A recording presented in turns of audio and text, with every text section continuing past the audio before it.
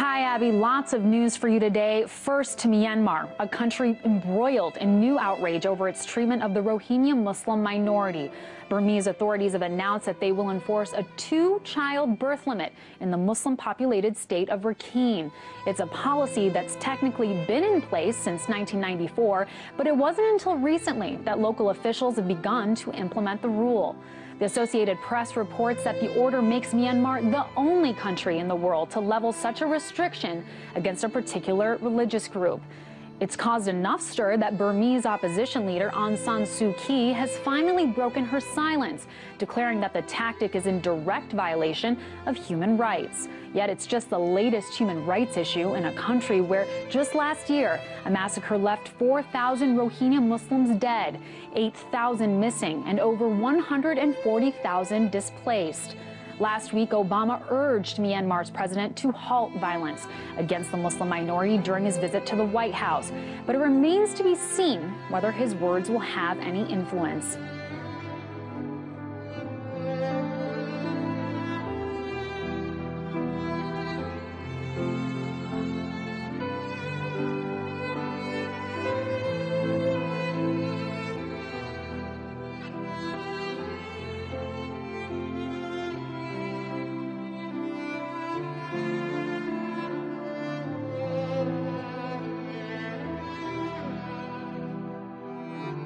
Mom,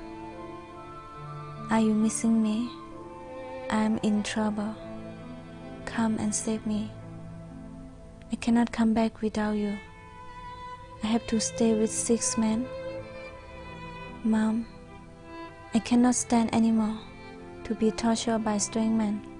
I think my life will end without seeing you again. Hopelessly, your daughter.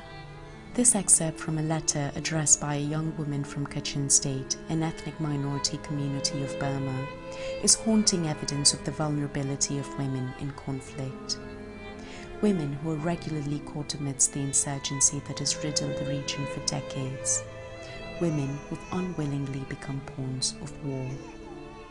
The Kachin Women's Association of Thailand, started in 1999, has been documenting the latest conflict that started in June and continues on with at least 30,000 people displaced. The organization's fieldwork has documented close to 40 cases of rape committed by the military forces just over the month of July. 18 of these women were then killed. So, the amuri go bulu myo so zan ya shi le so ro chama ro ha the KWAT ani ne solution na town 3 ကနေစပြီးတော့ဗောနော်ဒီလူခွင့်ရေးချိုးဖောက်မှုမှတ်တမ်းတွေကိုဆက်လက်ဒီဇိုင်းမိုက်ကောက်ခံနေတဲ့ဟာတွေရှိတယ်ပြီးလို့ရှိရင်ကျမတို့စီမှာဒီတကယ်ကွင်းဆင်းပြီးတော့အလုပ်လုပ်နေတဲ့လူတွေလည်းအများကြီးရှိပါတယ်ပြီးလို့ရှိရင်ကျမတို့နဲ့ကွင်းရက်လုပ်တဲ့ဒီကျမတို့ရဲ့အတိုင်းဝိုင်းပေါ့နော်အများကြီးရှိပါတယ်ဆိုတဲ့အခါကျတော့ဒီလိုမျိုးဟိုတခုခုဖြစ်ပြီးဆိုလို့ရှိရင်ဒီအတ္တမပြုတ်ချင်ခံရတဲ့ဟာတွေတာမကတခြားလူအခွင့်အရေးချိုးဖောက်မှုတွေဖြစ်ပြီးဆိုလို့ရှိရင်ကျမတို့ကိုတင်းပို့တဲ့ဟာတွေကျမတို့ကသွားပြီးတော့အင်တာဗျူးလုပ်တဲ့ဟာတွေစုံစမ်းမေးမြန်းတဲ့ဟာတွေကိုလုပ်ပါတယ်အဲ့လိုမျိုးနဲ့ပဲကျမတို့ဒီတင်းတွေကိုရချင်းဖြစ်ပါတယ် The stories from Kachin state resonate with women from other ethnic minority communities of Burma, such as the Shan, Karen and Karenni, who've experienced conflict, displacement and persecution by the government and military.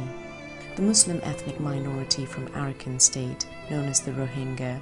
considered one of the most persecuted people by the UN, have been subject to deliberate displacement campaigns by the government. Although they've lived in Burma for many generations, the government does not recognize them as citizens. Rahima, a 21-year-old Rohingya woman, experienced displacement starting at the age of 4. All she remembers is her mother telling her that they had to leave or they would be killed.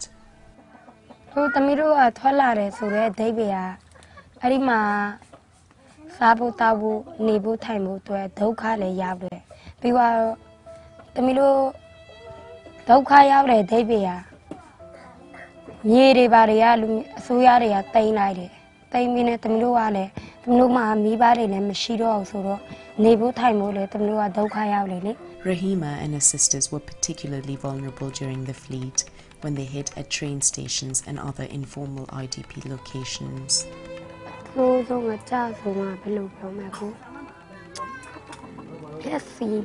tắt lại down. မြင်တော့အဲ့ဒီအကိုအရန်ကြောက်တယ်သမီးရှိမှရဲရဲဆိုရဖြက်စီးတယ်ဖြက်စီးနေမိမိကိုဓာတ်နဲ့ထိုးတာတော့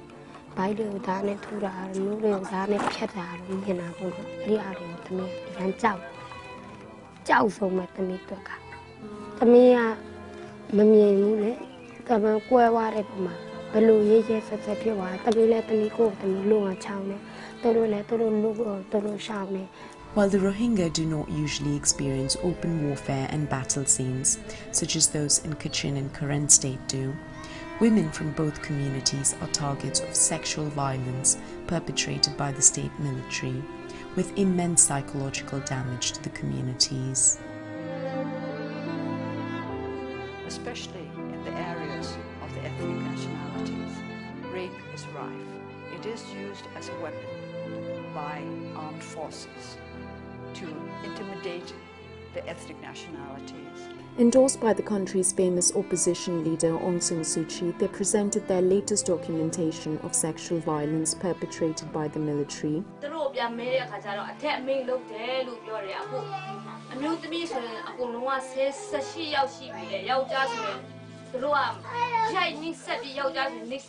This video was shot by Quad's field workers who interviewed women in IDP locations in Kachin state, afraid to return home due to recent cases of sexual assaults by the military.